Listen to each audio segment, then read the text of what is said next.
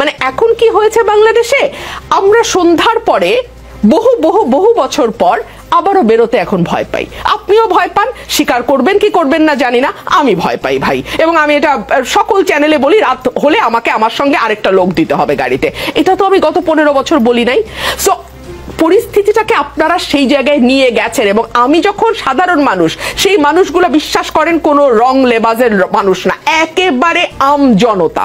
আপনার প্রোগ্রামের যে হেডলাইন, সেই হেডলাইনের মানুষজনের সঙ্গে আমি যখন কথা বলি, তারা আমাকে গলা নিচু করে একটা কথা বলে, ভাই তাড়াতাড়ি নির্বাচনের ব্যবস্থা করেন, তাড়াতাড়ি একটা নির্বাচনের ব্যবস্থা করেন। কোন দিকে যাচ্ছে বাংলাদেশ, কোন দিকে যাচ্ছে বাংলাদেশ? এইটা কি এই 22 জন উপদেষ্টার জবাব দেওয়ার কথা নয়? কথা লুকিং ফর শত্রুজ কিংবা ডেভিল কি অপারেশন ডেভিল হান্ট, এইসব অদ্ভুত অদ্ভুত কথা। আমরা না আসলে ক্লান্ত জাতি হিসেবে, আমি ব্যক্তিগতভাবে বাংলাদেশের একজন নাগরিক হিসেবে আমার এখন সত্যিই খুব ক্লান্ত লাগে।